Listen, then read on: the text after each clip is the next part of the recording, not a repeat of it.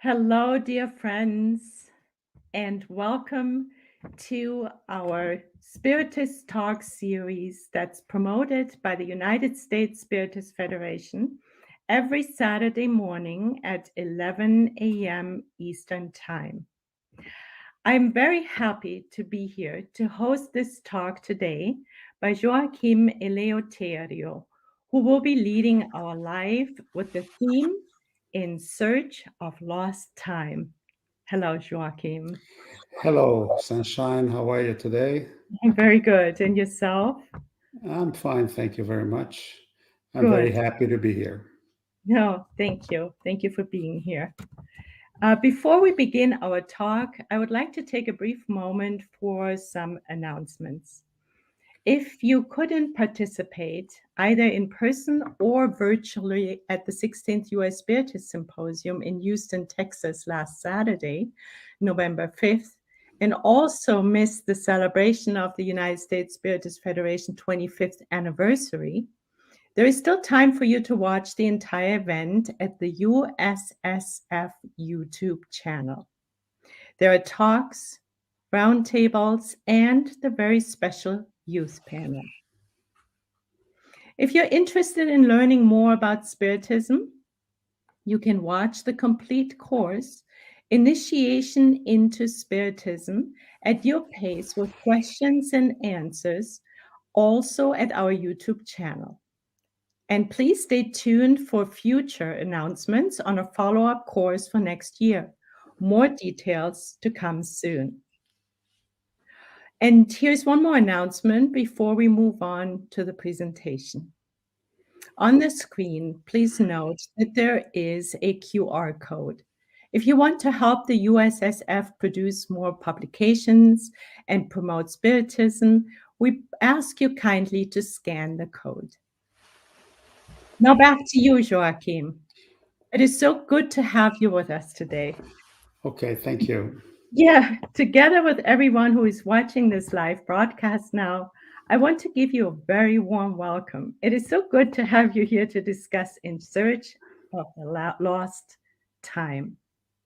Thank you very much, Sunshine. I'll do my best. I'll do my best. I'm sure your best will be excellent. Thank you. And I'm sure that all the listeners are as eager as we are to hear from Joachim. And before we start, however, we would like to formally introduce Joachim. Joachim Eleuterio has been a part of the Spiritist movement since childhood. He is a member of the board of directors of NECALFA, a Spiritist center in Brussels, Belgium. Joachim graduated in economics from New York University.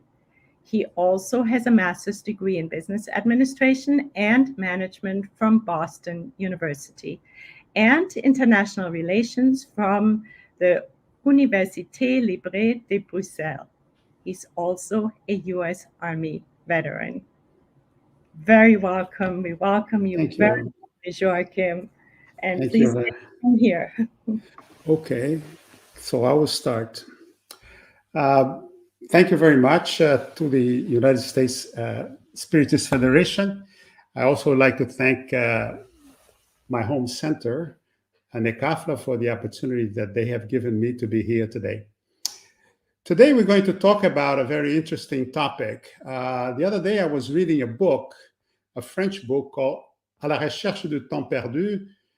This book was published in 1913. It was written by a French writer called Marcel Proust.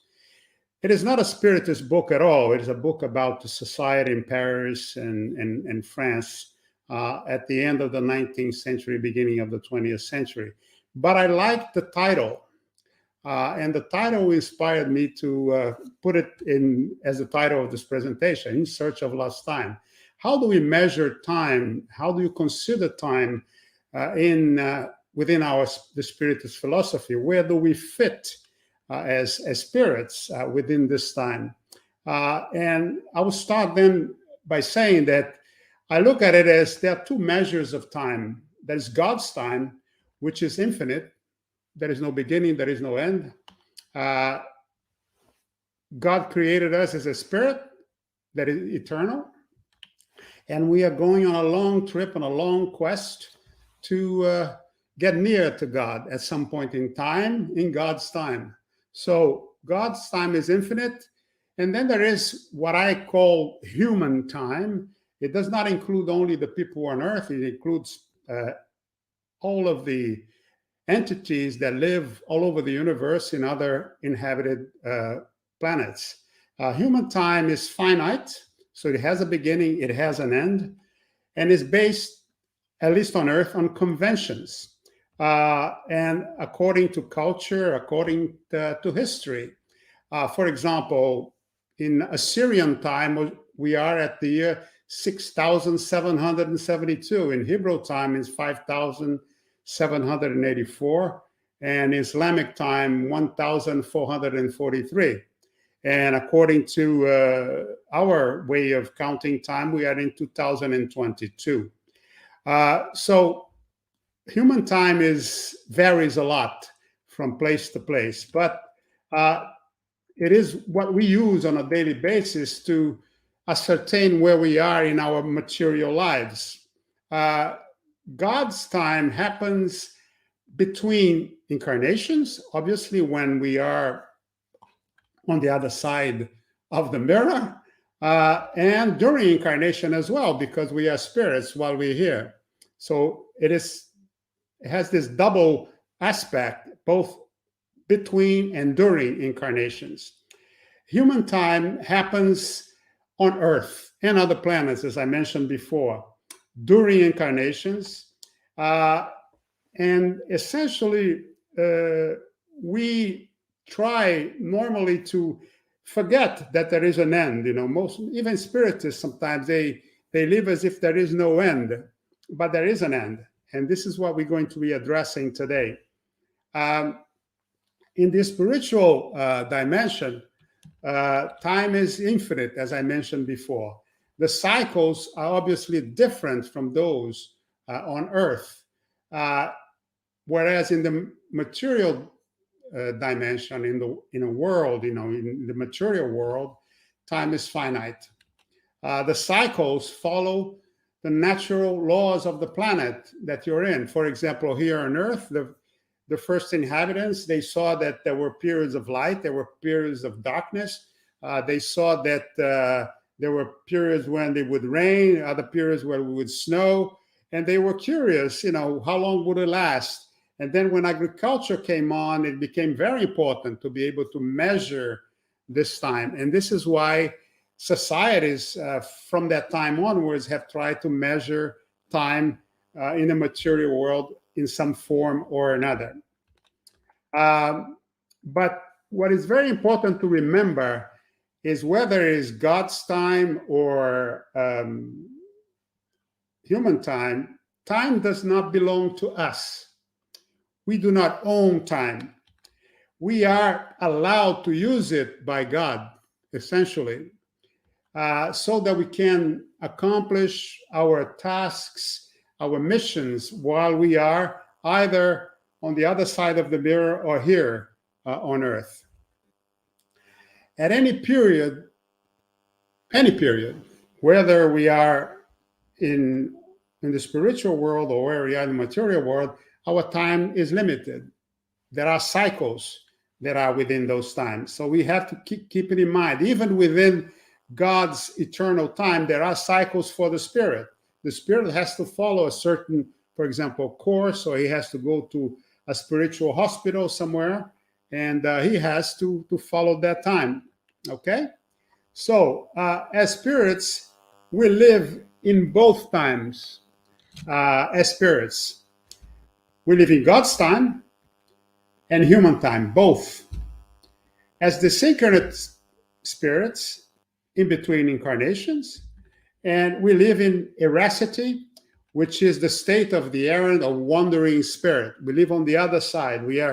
And when we say errant or wandering spirit, it doesn't mean that you just sort of lost looking for what to do. No. You have on the other side, you also have objectives. You also have things that you have to do.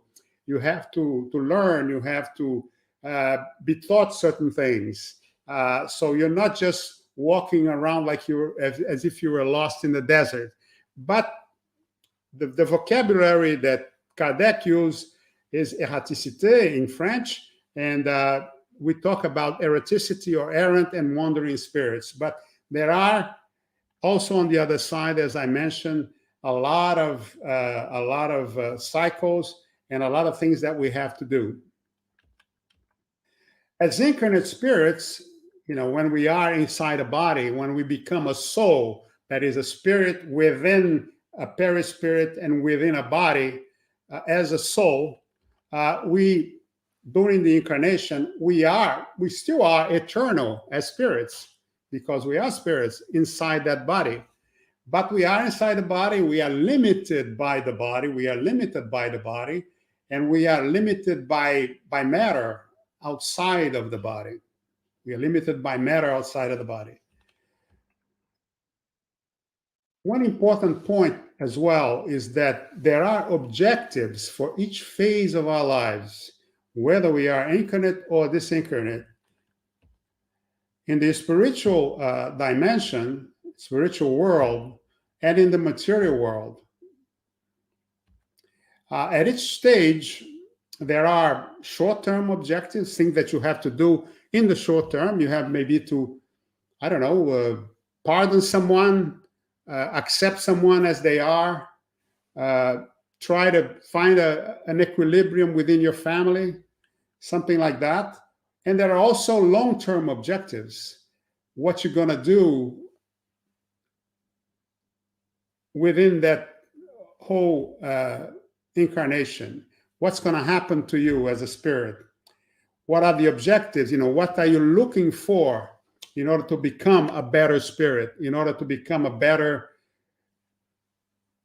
entity? So this is what you have to look at, both short-term objectives and long-term objectives. What are some of these objectives? Let's talk about it right now. Well, the first one is spiritual development. We are here on earth as incarnate spirit to develop ourselves as spirits. We have to move away from matter. We have to detach ourselves. We have to absorb the principles of the gospel, the principles as stated by the writing of the apostles, which reflects the philosophy of Jesus. We have to go towards that. A spiritual development will then allow us to take very small steps towards getting closer and closer to God. Now, to get to God, obviously, it's going to take many, many, many reincarnations. It's going to take us to different worlds. But we at each incarnation, we take these very small steps. And these small steps allow us then to get closer to God. We're never going to be God. We're just going to get closer and closer, but we're never going to reach the perfection of God, obviously. So this is the idea. You have to start moving and on this road to spiritual development. There is also something very important, which is intellectual development. You have to begin to want to learn about the universe, about the world that you live in. You have to try to understand what's going on here on Earth or out there in the universe. There is also something very important, which is self-knowledge. You have to try to know who you are as a spirit. Go into this internal voyage to try to discover what makes you tick, what makes you go forward, what motivates you. What are your qualities? What are your defects? What are your vices? And this will then allow you to better develop yourself as a spirit. You have to learn to increase your capacity to love. And that is something that you have to always keep in mind when we come on earth, is basically we are here to love. We are here to learn how to love. Love our children, love our neighbor, love our friends, even love our enemies. And it's very important for us then to understand that we come with a certain, we arrive here when we are born into this world with a limited capacity to love. And the name of the game while we're here is to augment, increase this capacity to love so that we can love more and we can love better. And then we are able then to increase also our capacity to console those that are suffering, allowing you to help your fellow man, your fellow women, your fellow people here on earth. This is one of the most important things you have to keep in mind. We are here also to help. We are here also to console. And also to increase our capacity to pardon. Learn how to pardon is very, very difficult. It's one of the most difficult things that we can do while we are incarnate or while we are on the other side. How can we pardon someone that has done us wrong? How can we pardon someone who has hurt us? It is very, very difficult. But this is one of the exercises, and this is one of the privileges that we have when here on earth. We have to learn. We have to start working on it. And sometimes it takes a long time. Sometimes it takes a whole incarnation for you to be able to make principally the big pardons. Now, the pardons of those people who have really done you wrong, perhaps a parent, or perhaps a mother or a father, or a brother or a sister, or some lost love that you left 20 years ago. But it is something that you have to do. Now, when we say, this is very important because Jesus said, you have to love your enemies as well. And the only way that you can love your enemy is by learning how to pardon. And pardoning is also very good for yourself because it takes a burden out of your heart. It takes a burden that you are carrying, because when we arrive at a particular incarnation, we arrive here with a lot of baggage already, with a lot of resentments, with a lot of people that we don't like, people that were our enemies in the past. And by pardoning people, you are lifting some of this burden. You're allowing you to move a little bit lighter, move forward in a better way. So this is very important for you to realize that it is basic to what we are here for, learning how to pardon.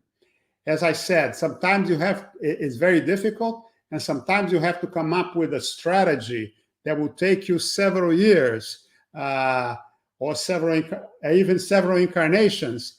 But one of the most important things is that one has to remember is that if you don't pardon now, the debt continues. It continues on the other side, on the spiritual world, and you probably have to do it again when in another incarnation.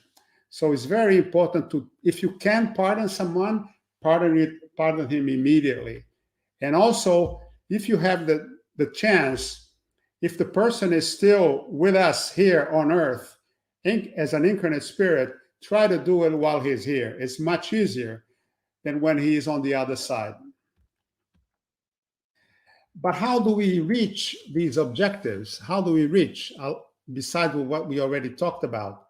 Well, we can do it by studying, number one, by working, and by suffering. This is the three most important points that we can make on how to reach our objectives.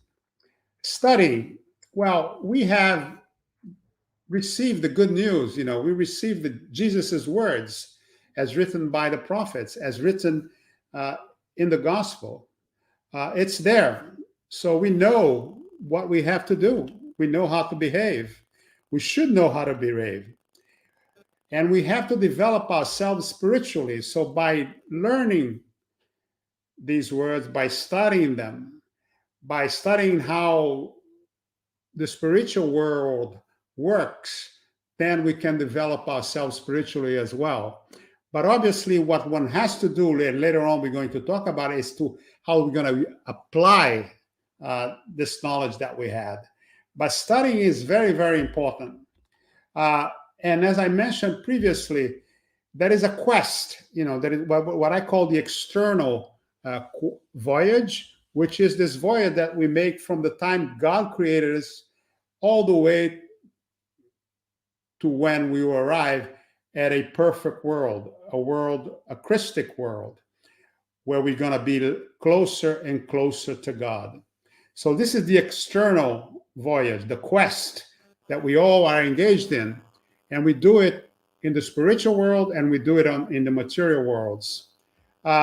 And we need then to acquire, first of all, self-knowledge. As I mentioned, you have to know who you are. And this is what I call the internal voyage. So you have to really, sometimes very painfully, try to understand who you are. Because, for example, you can only control certain reactions, certain behaviors on your part, if you know that you have a problem. It's like the person who has a vice, let's say is an alcoholic. He has to accept that he's an alcoholic in order for him to control that vice. And if you know, for example, that you're a violent person, well, you have to accept that you are, and that you are then able, when you feel that rage, when you feel that force trying to, or even those words in your ear saying, go get him, attack him, you can control it. Control your behavior. It's very important then that you know who you are. Sometimes you have to reorder completely your internal structure. And this is the subject of another presentation, how to reorder your psychological, your spiritual structures. Is very, very complicated. Sometimes you have to, for example, look at, what is my role? Am I always the victim? Am I always the obsessed? Or am I sometimes the obsessor? Most spiritists never confess they obsess. They always been obsessed by a spirit. So sometimes, you have to reorder the way things are. Sometimes the person that you most love has to come down a little bit from the pedestal, 1 or 2 steps. And the person that, you didn't like or you hated, you understand that perhaps he was not so bad or she was not so bad as you really thought, because there were, let's say, mitigating factors that you should have taken into account. So it's very important to realize that this internal voyage is crucial to your spiritual growth. And the 2 voyages are simultaneous. So they happen at the same time, not just one and then the other. And they reinforce each other. Because when you feel that you know yourself better, you can then, as I mentioned before, you can modulate your behavior, modulate the way you treat people, because you know that there is something there that you need to control. Okay? We also, by studying, we need to develop ourselves intellectually. We need to learn about the world. We need to learn about the universe. And we need to look at science. We need to look at philosophy. And it's good because Spiritism is a science, is a philosophy. It is also a religion. So you can do a lot of studying within Spiritism. The second point is work. And I cannot emphasize this more than I'm doing it now. You need to transform your knowledge into action. Your knowledge about being a Christian, your knowledge about being a Spiritist into action. Because if you don't do that, then it serves no practical purpose. There was a friend of mine who told me once that apparently there is a story that when people pass away, they go up and they arrive at a narrow door. And at this narrow door, there are a lot of people who know a lot of things. They know all of the questions by Kardec. They can recite the gospel by heart, but they have never applied them. They have never used them. So we need to know how to use them in the material world, in the spiritual world. Because as I mentioned previously in the beginning of these talks, on the other side, you also need to act. You also need to do things as a spirit. You're not there on vacation. You're not there just erring in the desert. So you need to give priority to loving, priority to pardoning, priority to compassion, priority to indulgence. I just read the other day a very interesting part of the gospel about indulgence. Indulgence is extremely important because when we go before a judge, what we want this judge to be, we want him to be indulgent. We want him to understand us how we are, that he is generous, that he knows where we are coming from, that we have some explanation for what we did. And the same thing happens when we are judging other people. So indulgence is extremely important. It doesn't mean that you're going to be weak. It doesn't mean that you're going to be accepting behavior that is unacceptable. Not at all. Jesus was very indulgent, but at the same time, he could say when something was wrong and when something was right. So it's very important to go forward with indulgence, but keeping in mind that there are wrong things and right things to do. In summary, we have to become, with work, to be more charitable. By work, we have to practice moral charity. A charity does not ask anything in return, not even a thank you, much less a monetary compensation. So we have to practice this moral charity, materially, giving material things to people, but also spiritually. And sometimes the most important thing that you can give to someone is attention. Just lending your ear. Allow the person to talk about what is bothering them. You know, here in Europe, for example, one of the greatest problems that people have is loneliness. Materially, most people are okay. You know, if you consider the whole world, they're doing very well, in fact. But many of them are lonely. They are distant from family and friends. They are sometimes in a resting home, alone, sick, or in a hospital. So sometimes lending an ear is extremely, extremely important to help someone. And you help that person spiritually as well. But, you know, remember, ask for no compensation. If you ask for a compensation, even if for a second in your mind, then all the benefit is lost. Let us also, as I mentioned, hear incarnate spirits, hear disincarnate spirits, give a voice to disincarnate spirits. If you have the ability to receive spirits or to give voice to spirits, use it, because that's the best way for you to be charitable towards a spirit. Let us then help incarnate spirits, help disincarnate spirits. In summary, let us work for the good of others. Let us work for the good of others. Work with goodness in our hearts, because if you're full of ambition and you're trying to be better than the volunteer next to you, then it's not good. Make sure that you place others, the neighbors, at the center of your life. Let's place God at the center of our lives. Let's place God at the center of our lives. But how do we work? How do we work? We work without pride. We work without vanity. Because the work does not belong to us. It doesn't belong to us. Oftentimes you see this even in the very best Spiritist center. People sometimes take possession of the work that they are doing. It doesn't belong to them. The work belongs to God. The work belongs to Jesus. And let us remember also that mediumship is a task.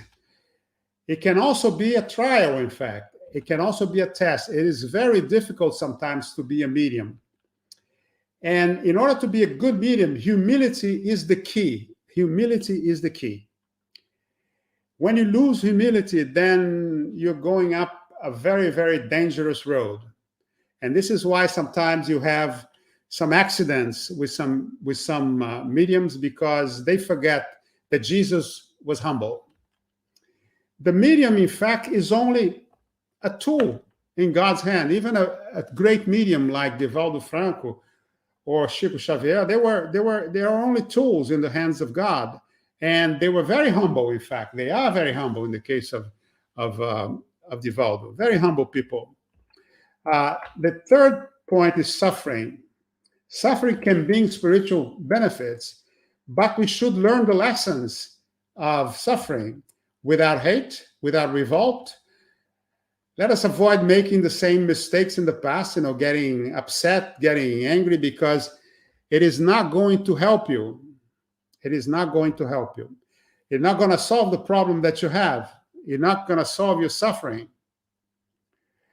So avoid making the same mistakes.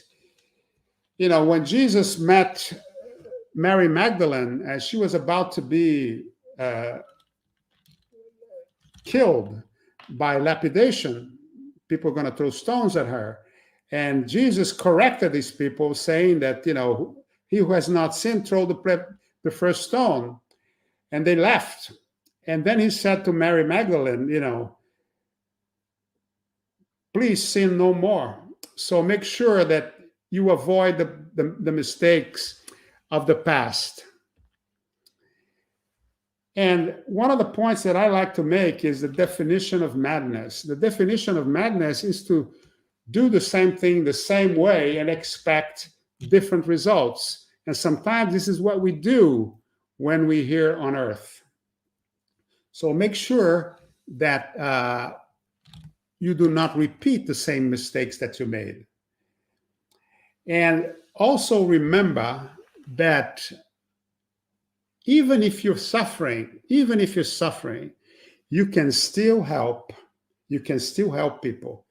And I can recall the case of Divaldo Franco. Divaldo Franco is a 94-year-old man, and he suffers. He sometimes is, sitting on a wheelchair, and he's also helping people all the time. For each material and spiritual cycle, there is a plan, and we have engagements. We have accepted these engagements, and these engagements have to be fulfilled. And there are deadlines, and these deadlines have to be respected when we are here to do it. We do not know when the cycles in the spiritual world will end. We do not know when the cycles in the material world will end. Many times we are distracted by material world worries, by passions, by obsessions, by sentiments, by pride, by vanity, by revenge, by hate. But also sometimes have the illusion that our bodies are eternal, that we still have some time to accomplish our tasks. And therefore, we waste sometimes a lot of time. We do not see the opportunities that are there to love people, to help people, to console people. We do not see God's messenger. Sometimes God sends us a messenger, and you miss him because you're not paying attention. And what is a messenger? It's somebody like you and me who is there just to show you by his behavior, by his example, what you should do. And sometimes it's there and you just don't see it. I have several cases in my life where that has happened, where you want to see an example of a simple spirit, as mentioned in the gospel, and there is somebody there just in front of you. And this messenger will tell you the eternal truth. He will show you that time is short. The time is short. And he will tell you about the lost opportunities. Sometimes we lose our ways. We do not know really when we're going to leave, but we need to be aware of it. That we can leave at any time. We can leave at any time.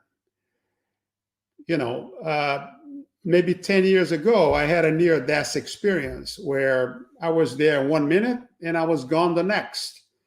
And if I had left at the world at that time, I would not have accomplished a lot of things that I have accomplished afterwards. I would not have pardoned a lot of people that I should have pardoned. I would not have improved myself as a spirit, or I at least try to improve myself as a spirit. So it is very important to know that you can leave at any time, no matter which age you are. You can be 25 years old or 90 years old, and you can leave the next moment. And obviously, it would be a pity if you left this world without accomplishing your tasks, without accomplishing your missions, only to come back later, because you still need to do it. So let's remember that time is limited, that we have objectives, that we have commitments, that we chose these commitments. Most of the time we have a say on how we're going to be incarnated. We choose our parents, we choose the places that we're going to live, United States, Brazil, Europe, etc. We choose our partners. So we accepted these commitments. So before it is too late, we have to go and search these lost opportunities. We have to search compensation, how we can compensate other people for the wrong that we have done them. And we have also to search for this lost time, time that you wasted doing material things, looking only for your pocketbook, looking only at your ambition. So one of the things that is very useful to do sometimes is to do a balance of your life, do a balance sheet. Are we better now than when we arrive here on Earth? Are we worse? What have we learned? What have we learned in this time? Can we love more and better? Can we love more and better? So by doing that, you then place yourself, maybe I still need to work a little bit on myself. How can we pardon more easily? So we cannot hide from God. In fact, we cannot even hide from ourselves. There are no alibis. There are no excuses, in fact. We have received the guidance from Jesus. We have received the guidance from God. And we should not wait for perfection. We have to start right now, to work right now, to learn right now, and even to accept suffering right now. And we have to move right now towards the light, towards salvation. Lost opportunities to close these talks. Lost opportunities cannot be recuperated. Lost time cannot be recuperated. Let us concentrate in the present and the future. Let us love without conditions. Let us help without restrictions. Let us pardon those that have hurt us. In this way, we can compensate for lost time and for lost opportunities. Thank you very much.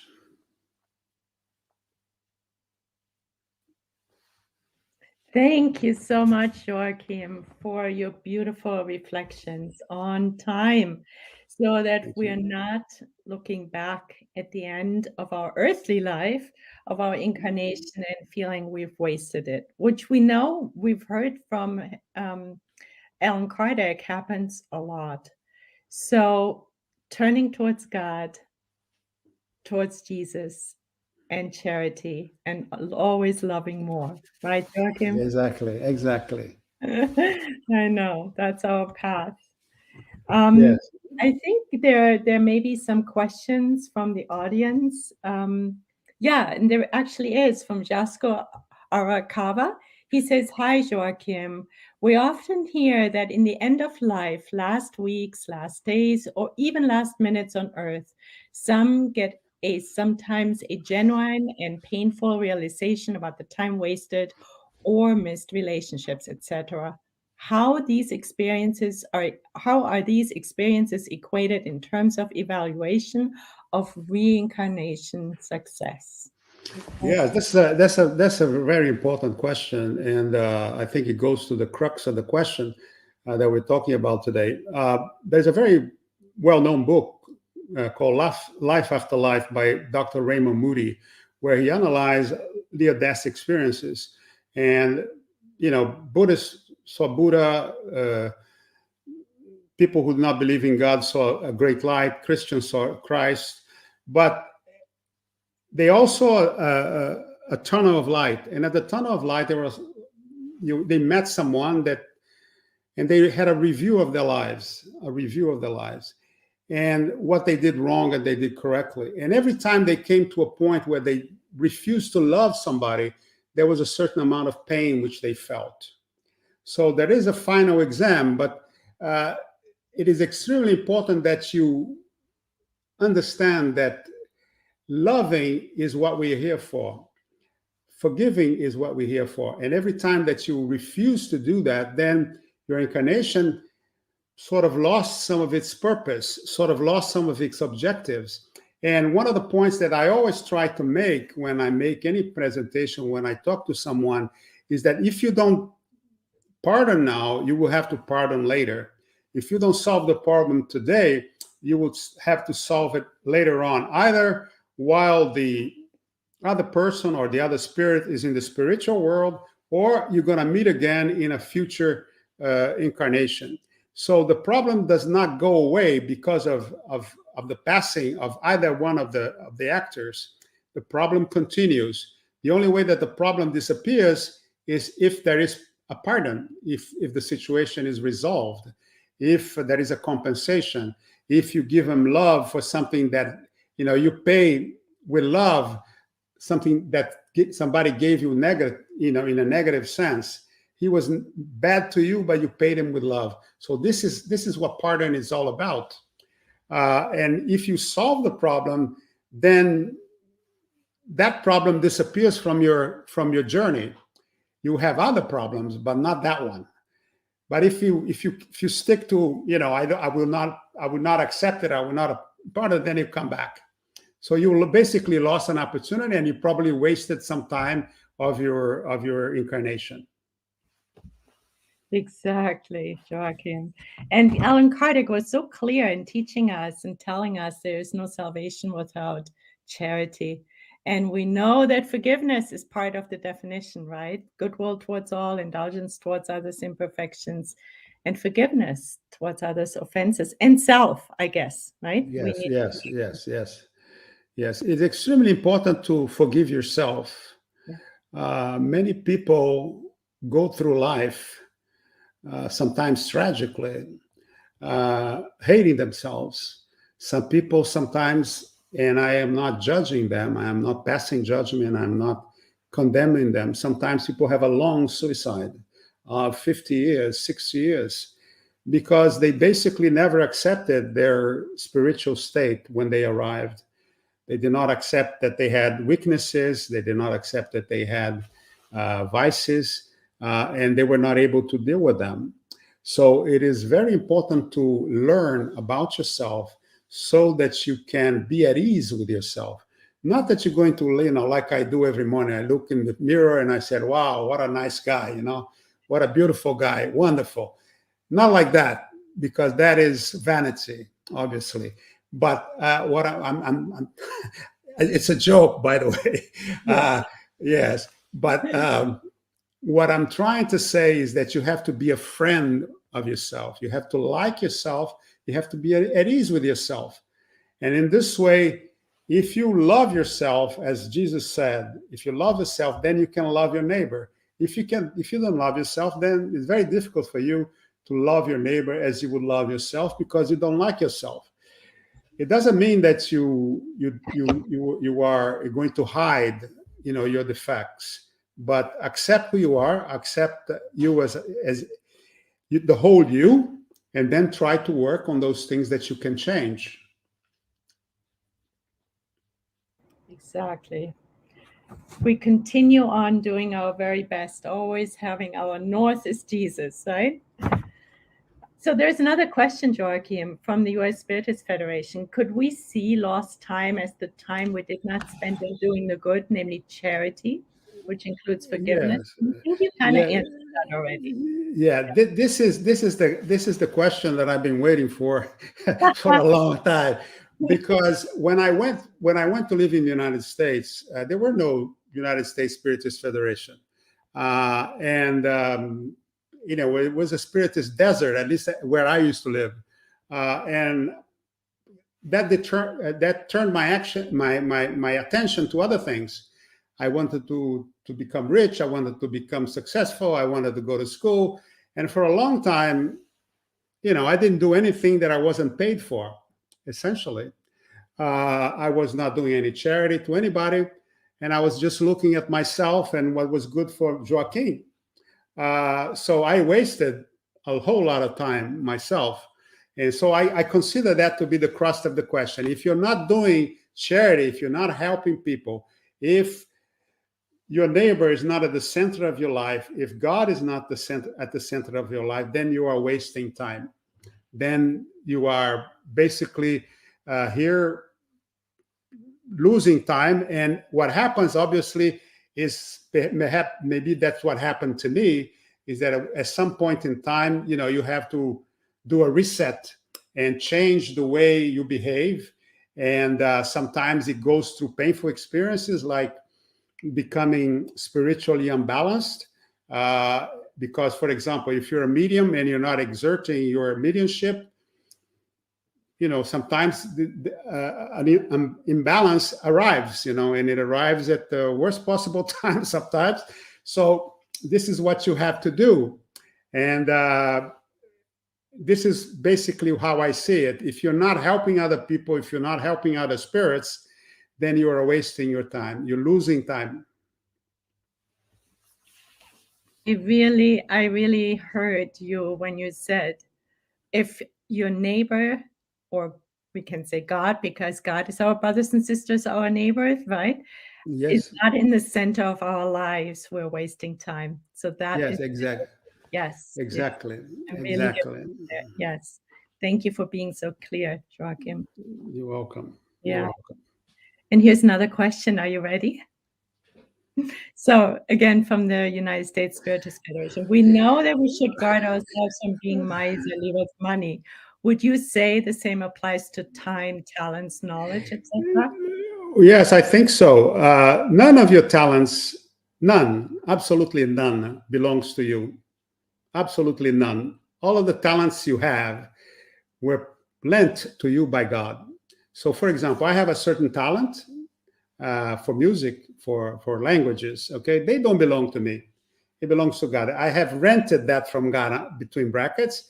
So if I don't share that with other people, what good does it do? If Mozart did not share his music with millions of other people several centuries later after his passing, what good would have he done to the world? So you have to share what you know. You have to share knowledge. Obviously, in a society, in a modern society, people have a tendency to look at these things as personal property. And we all have to live, we all have to survive in a material world. But there are certain things, for example, talents that go beyond a certain level that you can share. If you know, for example, how to play music, share that. Teach that to people who cannot play, people who are desperate to learn to learn a certain skill, but they don't have the means. So share with them. This is also part of charity. Being miserly is never good. It's never good, because being a miser means that you're very egocentrical. You keep everything to yourself. What is mine is mine. What is yours, we share. So we should not do that in life. So what you're saying by sharing is also not charging money. Yes, exactly. Absolutely so. Well, there's a very well-known saying in Spiritist philosophy is that give for free what you receive for free. So if you are a medium, you should not charge for it. Absolutely, that is the road to perdition if you start doing that. So if you receive something that really you feel that this is something special that God had allowed you to have, well, you should share that with people. You should share it. Absolutely should. Not everything in life is money. One of the things that we have to learn as we progress in a given incarnation, as we progress from incarnation to incarnation, is to become less attached to material things, less and less attached. And maybe we should start the exercise, by beginning to share some things that we are close to our hearts, Maybe we should share that. And it's very important also, a concept which I consider very, very important, is to let go. Sometimes you have to let go with love, let go with love of your possessions, let go with love of your children, for example, let them live their own lives. That passion that you had 50 years ago, let it go. That parent that died 20 years ago, let it go, so that they can continue to follow their studies in the spiritual world. So sometimes you have to let go. And by letting go, you become lighter. And that makes you move faster along your quest. That way, our angel wings become bigger. Yes, exactly. So I think we have one more question, Joachim. Thank you. Oh, we don't? Okay, so yeah. Oh, no, there is one. I thought there was. So with our limited earthly perspective on linear time, could you speak about how past, present, and future are really all here at the same present moment? Well, look, it's a very difficult question to answer within the limited amount of time we have. Normally, in material world, we look at time as linear here, one sequence after another. We have lost the ability we have lost ubiquity, which is the ability to be in time everywhere, because we are within matter. So it's very difficult for us to go back to a situation where we were when we were spirits only. A spirit can be here, can be in Brazil, can be in Europe, can be in Arizona at the same time. But we as incarnate spirits cannot be. This is the most important thing to keep in mind. The other point is that there are impressions.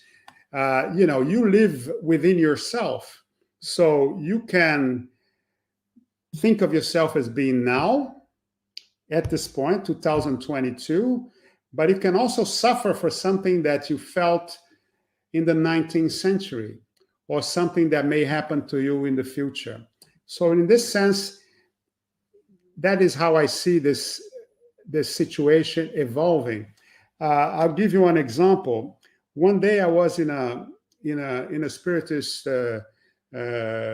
gathering, and all of a sudden I felt a very powerful feeling about a famous Civil War battle in the United States, the Battle of Shiloh. And I felt the presence of someone who had been in that battle. And at the same time, I felt that I had been his friend at that particular time in that particular battle in Tennessee. So sometimes in certain situations, you can really feel that.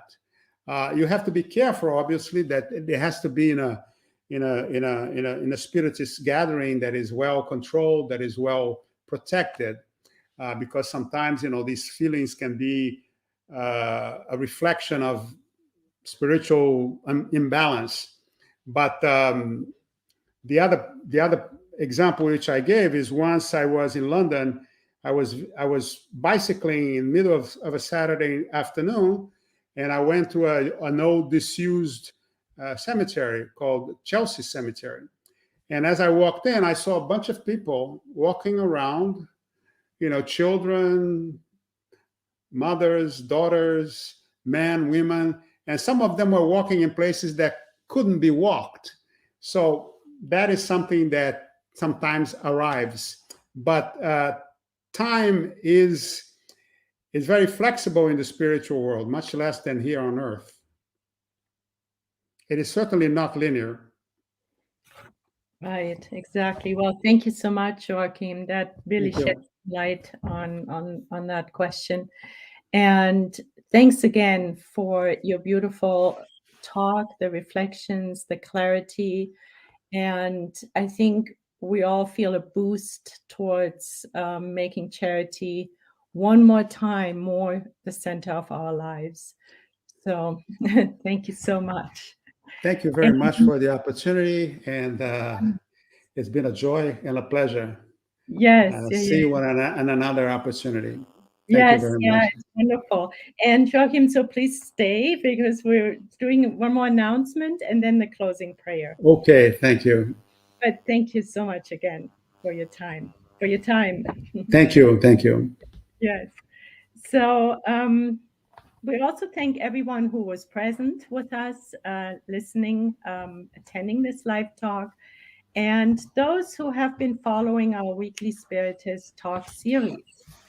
Along those lines, next Saturday, November 19th at 11 a.m. Eastern Time, please don't miss our next live, and this will be with Gustavo Silveira. And he will be talking on Blessed are the afflicted, for they will be comforted. So before we close, I'm asking you, Joachim, would you be willing to do our closing prayer for us? Of course, yeah, it would be a pleasure and an honor. So let us close our eyes, breathe deeply, feeling the air that enters our nostrils. And little by little, we feel the energy coming from the universe. Little by little, we feel the energy pervade every cell in our being. We feel love, we feel compassion, we feel hope, and we also feel the vibrations of these feelings.